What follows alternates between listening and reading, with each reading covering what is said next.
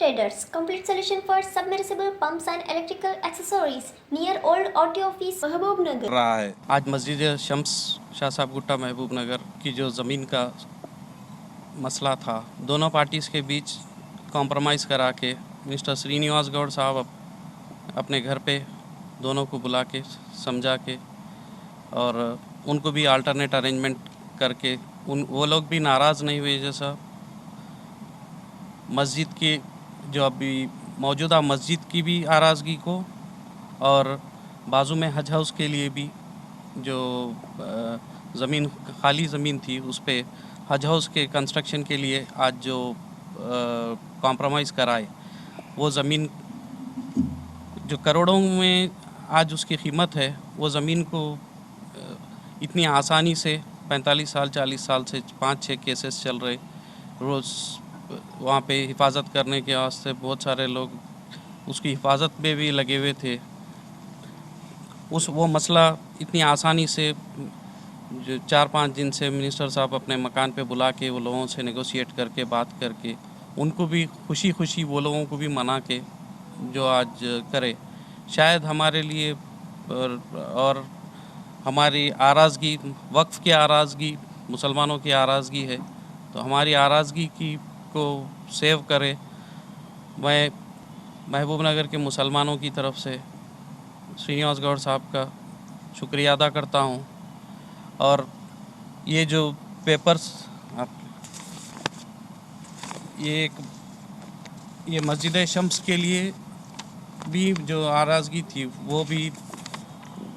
मस्जिद शम्स के आराज़गी के जो अहाता है वो भी क्लियर करा दिए, वो भी उसका भी एक अलग डॉक्यूमेंट बनाएं, इसका भी एक डॉक्यूमेंट बनाएं, हज हाउस का भी इंशाल्लाह 2-3 दिन में काम शुरू हो जाएगा। सबकी तरफ से मिनिस्टर साहब का फिर से तहे दिल से शुक्रिया अदा करता हूँ और मुसलमानों के लिए उनका ताउन इसी तरह हर मसले में ताउन रहना बोल के उनसे भी गुजारिश करता हूँ। आज की ये प्रेस कॉन्फ्रेंस जो बुलाई गई है, उसका मकसद है कि हज हाउस के लिए शम्स मस्जिद के बाजू की अराज़ी जो एक डिस्प्यूट में थी, जिसमें कई ज़माने से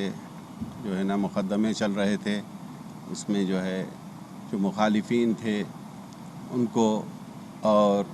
जो लोग हज हाउस के लिए वहाँ बनाने के लिए डिमांड कर रहे थे श्रीनिवास गौड़ साहब से, मिनिस्टर साहब से,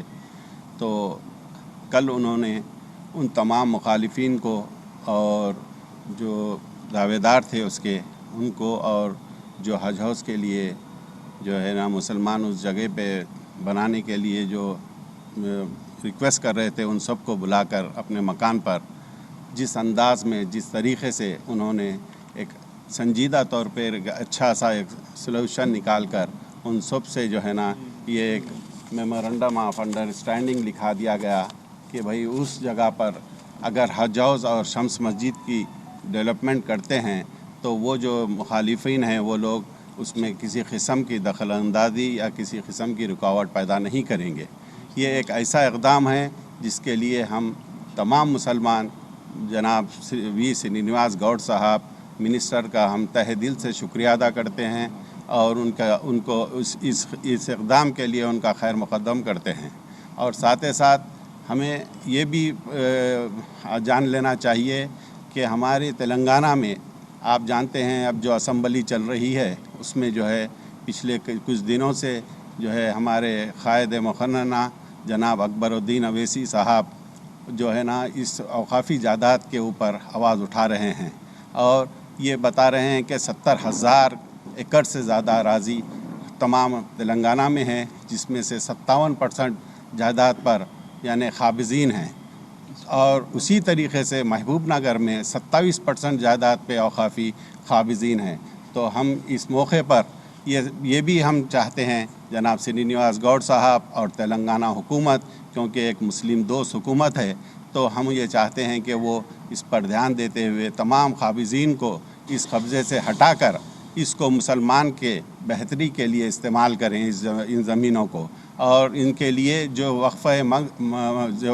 मंशे वक्फ़ है उसके तहत उस पर काम करने के लिए ہم تمام حکومت سے مطالبہ کرتے ہیں اور سری نواس گوڈ صاحب کا پھر ایک بار ہم تہ دل سے شکریہ ادا کرتے ہیں، جس طریقے سے انہوں نے ایک بہترین انداز میں حج ہاؤس کی زمین اور شمس مسجد کی زمین کو، یعنی وقتی جو لوگ اس پر دعوے ڈالے تھے ان سے ایک میمورنڈم لکھا کر انہیں یعنی کسی اور جگہ پر اس کا معاوضہ دینے کی بات کر ان سے اس کو صاف کیا ہے اور وہ یہ دیے ہیں حج ہاؤس کے لیے زمین۔ اسی طریقے سے تمام قابضین سے ایک میٹنگ کر اس زمینوں کو اگر وہ قبضے سے ہٹاتے ہیں تو یہ کافی بڑا اقدام ہوگا مسلمانوں کے حق میں، اور اس کے لیے ہم جناب سری نواس گوڈ منسٹر صاحب اور تمام تلنگانہ کی حکومت کا ہم شکریہ ادا کرتے ہیں مسلمانوں کی جانب سے، اور اس اقدام کا ہم خیر مقدم کرتے ہیں۔ مسجد شمس کے بازو میں جو اراضی تھی، وہ اراضی کے سلسلے میں کل دو پارٹیز کے بیچ میں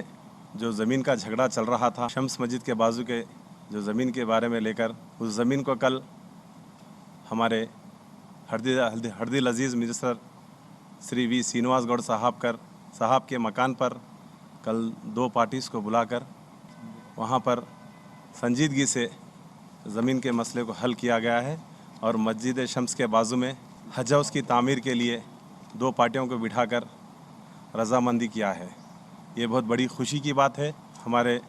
منسٹر وی سینواس گوڈ صاحب جب سے علیحدہ تلنگانہ الگ ہونے کے بعد گزشتہ 7 سالوں سے جو